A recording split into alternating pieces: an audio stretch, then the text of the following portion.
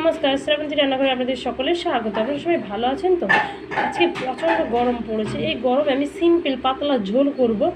বিলাসপুর মাছ দিয়ে ঝিঙ্গা আলু দিয়ে সিম্পল ঝোল। বিলাসপুর মাছটা লবণ হলুদ মাখিয়ে রেখেছি। কড়াতে সরষের তেল নিয়ে নিচ্ছি। এবার সেই লবণ হলুদ মাখানো মাছগুলো ভেজে নেব। মাছগুলো সব আমি লাল করে ভেজে নেব। আমি সিম্পল একটু আদা কুচি কুচি করে নিচ্ছি, একটা রসুনের কোয়া কুচি কুচি করে নিচ্ছি, কাঁচা লঙ্কা চেরা, পেঁয়াজ কুচি আর টমেটো। আপনারা চাইলে, আমি বাটবো না, এটা কুচিয়ে রান্না করবো, আপনারা চাইলে বেটেও দিতে পারেন। সিম্পল মাছটা এপাশ ওপাশ করে আমি লৌটে ভেজে নিচ্ছি। গরমে যে ওনারা মানে রান্না করতে যে কী কষ্ট লাগে, যা গরম পড়েছে। মাছগুলো আমার ভালো করে ভাজা হয়ে গেছে। এই বিলাসপুর মাছটা না আমার খুব ভালো লাগে। আমার শ্বশুরবাড়ির ওইদিকে পাওয়া যায় না, এখানে পাওয়া যায়। সেই মাছ ভাজার তেলের উপরে একটা তেজপাতা, গোটা জিরে আর শুকনো লঙ্কা দিয়ে দিলাম। অল্প তেল দিয়েই আমি বানাবো, অল্প মশলা অল্পই দিয়ে। সামান্য একটু আমি পেঁয়াজ দিলাম, বেশি দিইনি, সামান্য একটু। এর সঙ্গে আদা কুচি আর একটা রসুনের কোয়া, এই দিয়েই আমি আজকে সিম্পল বানাবো গরমে। আমি ভালো করে ভেজে নিচ্ছি। আর আমি দুটো এতে কাঁচা লঙ্কা চেরা দিয়ে দিলাম।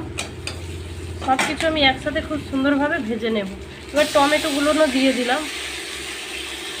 এতে আমি লবণ হলুদ আর একটু টমেটো দিয়ে আমি এটাকে ভালো করে আমি কষিয়ে নেব। আপনারা যদি কেউ এখানে গুঁড়ো লঙ্কা দিতে চান আপনারা দিতে পারেন। এবার সেই ঝিঙ্গে আর আলুগুলো আমি দিয়ে দেবো, দিয়ে আমি ভালো করে এগুলোকে ভেজে নেব। তার মধ্যে আমি ভালো করে কষিয়ে নেব, ভালো করে এতেই কষিয়ে নেবে।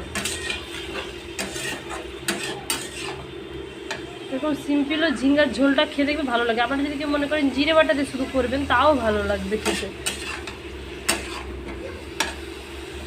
ঝিঙ্গার আলুটা ঢাকা দিবেন না, এটা কষতে কষতেই হবে, কারণ ঝিঙ্গাতে না প্রচণ্ড পরিমাণে জল বেরায়।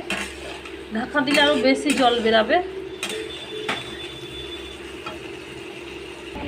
দেখুন আমার জলটা খুব সুন্দরভাবে মরে গেছে। এবার আমি জল ঢেলে দেবো। আপনাদের একটা কথা বলি, কেউ যদি আপনারা গুঁড়ো লঙ্কা দিতে চান আপনারা একটু দিতে পারেন।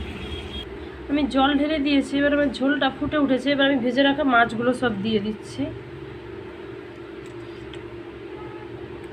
এইভাবে আপনারা গরমে সিম্পল তরকারি মাছের ঝোল খেয়ে দেখবেন ভালো লাগবে। এটাকে এবার আমি ঢাকা দিয়ে দিচ্ছি। এই গরমে টকটা আপনারা রোজই রাখবেন, তাহলে দেখবেন শরীর ভালো থাকবে আর ভাত খেতেও ইচ্ছা হবে।